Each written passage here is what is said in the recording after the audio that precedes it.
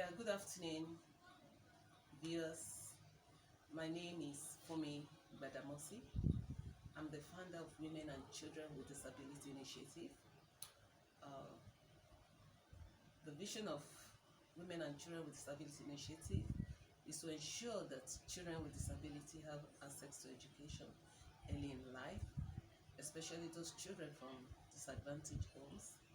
And we have a home where we care for those children. And I'm here with some of my children, and we'll be talking about family. Thank you. Okay, good day, viewers. Once again, um, you're welcome to Women and Children with Disability Initiative. Thank you for logging into our YouTube channel. And just before I forget, after watching the video, remember to click on the subscribe button and always check on our page. So I'm Ojo Anuluakbo. Our mommy that just spoke to you, she has been in this for 8 years. Yeah, she has been running this initiative for 8 years. And today I'm here with some of my other friends here in the house. Yeah, we are all visually impaired students of Prestige school in Lagos, here in Lagos. And as you can see, so I have to my right first is Kelvin Oladimeji, who would be our first speaker, and I have next Adeyinka Olayinka Adeyemi, sorry, and then lastly I have Jesse Adepoju. So today we'll be talking about the socialization of persons living with disability. And first, we want to address socialization in the family. So our first speaker, Kelvin, who would be talking to us, and he would also be sharing his personal experience. So I hope you do enjoy it. Thank you. Okay, so hi everyone, and then just like he has said, we'll be talking about basically the socialization of the visually impaired, our experiences in life as a visually impaired. I'll be narrowing it down to just family for this episode. So when it comes to the family, I really don't have much of experience because I could say, less I could say for any other person, that my family has been a very big what will I call it now? A very big hand. They've been a very big help to me. I mean, based on since I got blind up until this time. But from most of the experiences that I've witnessed, that I've been a part of, some family are not exactly trustworthy, or more like they're not exactly caring. Most of these people, they face challenges from their parents, from their relatives, even distant and near too. They have so many problems, like especially taking them out. There was this friend of mine that I came across.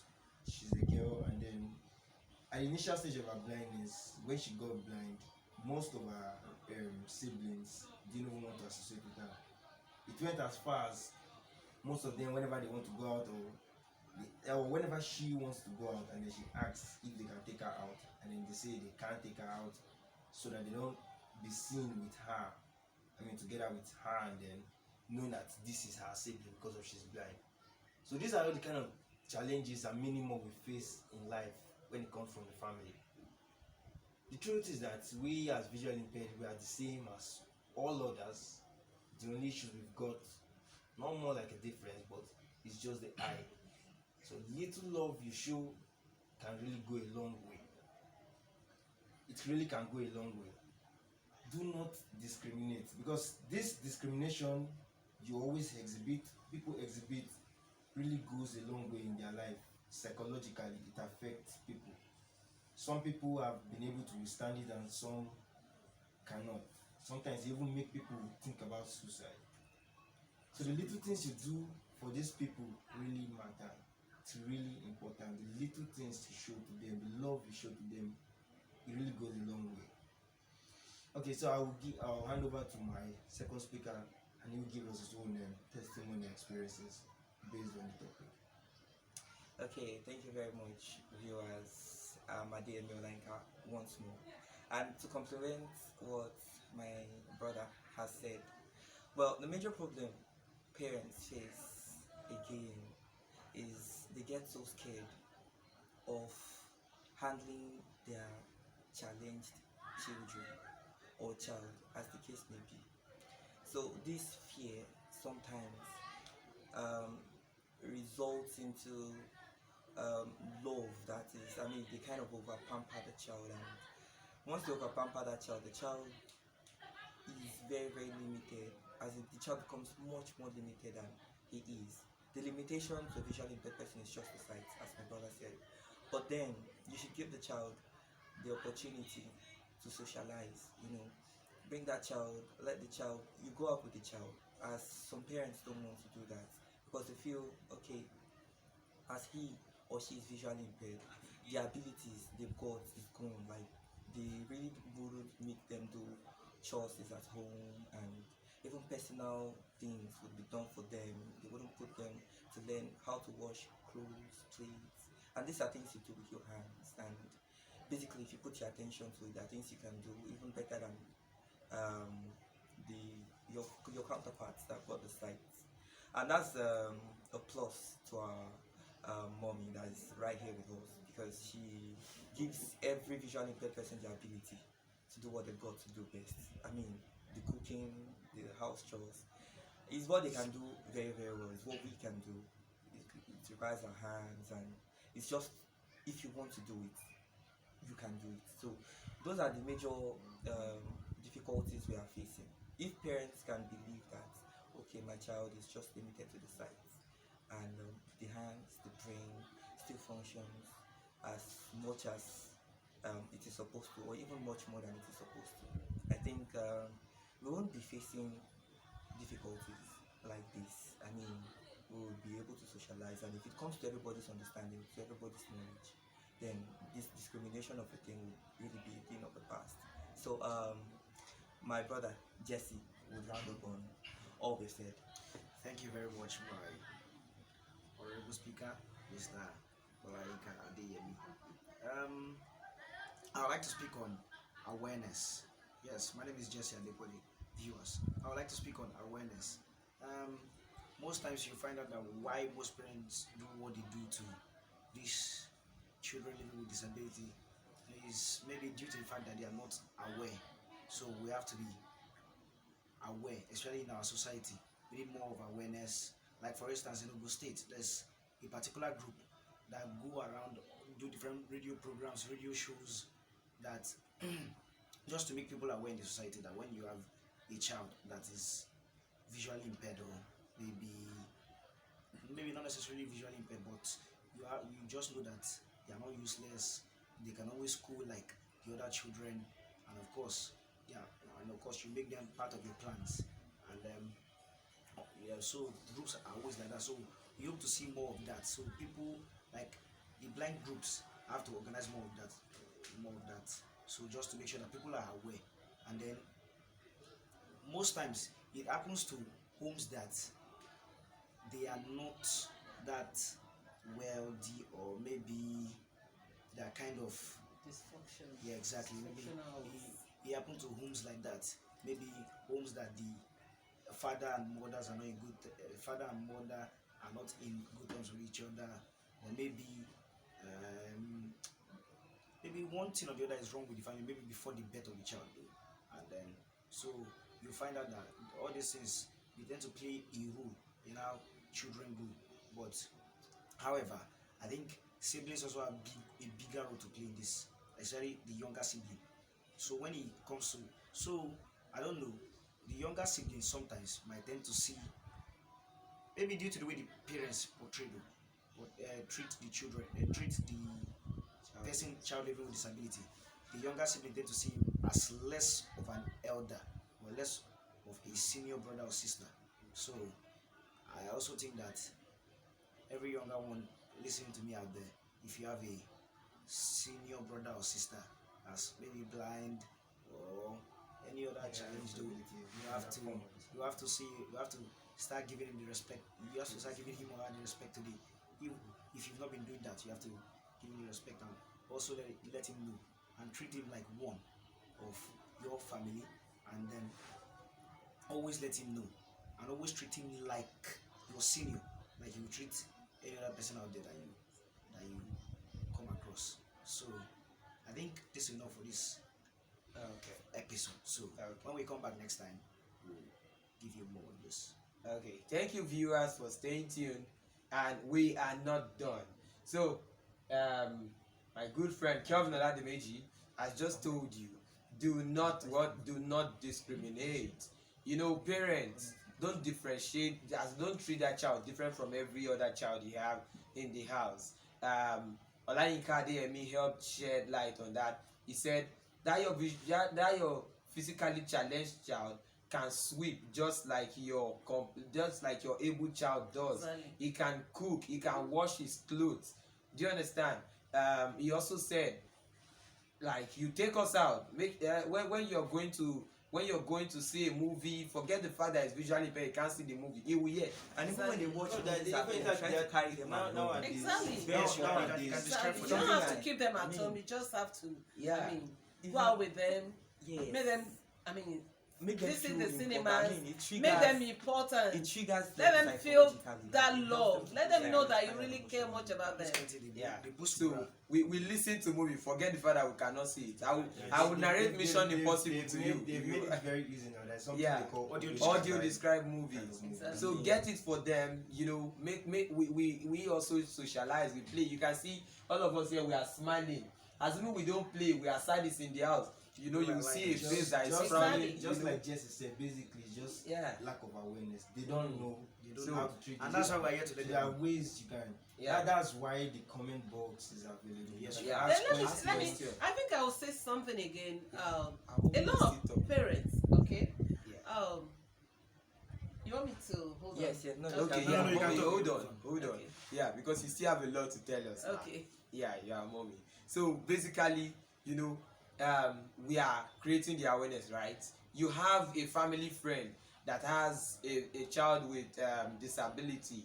Come on, let them watch this video. Don't just tell them with mouth. Let them see for themselves. You have your question, you want to reach out to us. There is the comment box there. Ask your question. You know, whatever it is you want to say, drop it on the comment box. And another episode would address that. So before we go, our mommy with 8 years experience, lest I forget, is more than 8 years experience. And you would ask me why I said it's more than 8 years experience. She was married to the late Mr. Gbadamosi Olayinka of blessed memories. Have you heard of blind football in Nigeria? These were the people that started bringing the vision. The Exactly. couples that started bringing the vision. That she- actually brought the vision. they brought the vision. Nobody in Nigeria has ever Yeah. played blind football. Yeah, they brought But, the vision. I remember the vision was birthed in our sitting room in the year 2000. I could still remember very well that year. I was playing in the sitting room with my husband, and it's like, for me, you know that while I was in school, we used to play something like foot Container. keg. Yes, Container, foot yes. keg. And we just came with the idea that, well, I think we can I call it plastic. call it, we can get something, and let's just practicalize it. And you know, I went to the market, I got a ball, I got a jingle. There's this vulcanizer in front of our house. I went there, we opened the ball, and we put the jingle, and the ball was sealed back. I remember the experience was at Chrisland School, Okwebi. I remember that we used that school, the stadium. It's a mini stadium, and they allowed us to use that field to experiment football for the blind in Nigeria. And that was the first place football in Nigeria was played. Yinka Gbadamosi initiated football for the blind in Nigeria. And something is going to be done about that football for the blind in Nigeria, because we cannot just allow his name to just, vamoose like that. Something has to be done, and he has to be given that recognition Yeah. by the grace of God. You see, that's one aspect of socialization. So she was married to a visually impaired person. So you see, that's why I said it's more than 8 years experience. She has been in this for decades. So that's why you should invite more people to watch this video. Let them see this woman of this.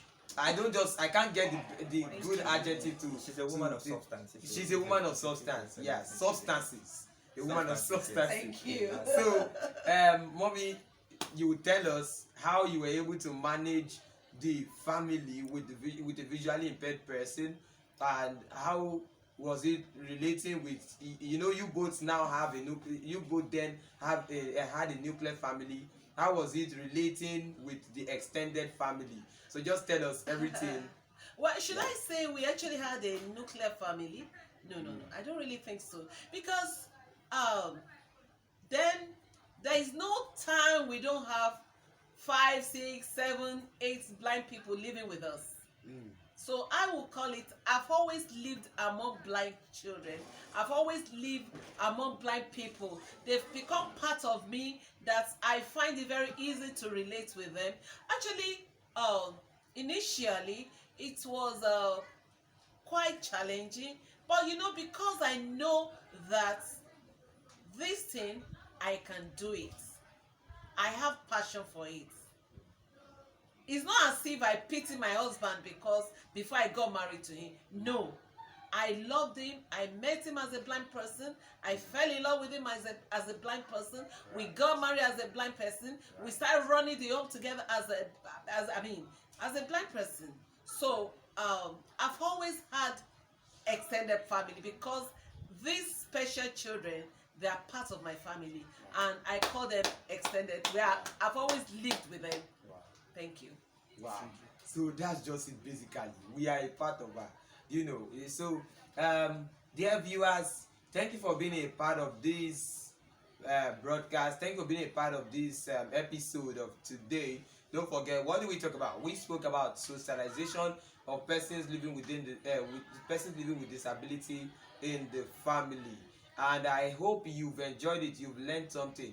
Why don't you just click on the subscribe button so that you would be notified anytime we post anything on this page. And then, do you have any question for us?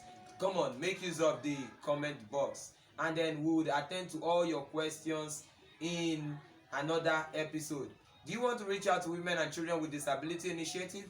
Mommy would help out with that. Well, you can reach out to us. Nothing come easy. You cannot help everybody, but you can always help somebody. So we need a lot of help in the home. We need money. We need accommodation. In fact, our most pressing need now is accommodation. We need people to come to our rescue. Where we are presently living is not our own, and we have been having issues in the past 2 years concerning a place we can call our own. Why don't you just reach out to us? Presently, we are at number 5, Alhaji Oyemomi Lara Street, Everbest Bus Stop, Mero.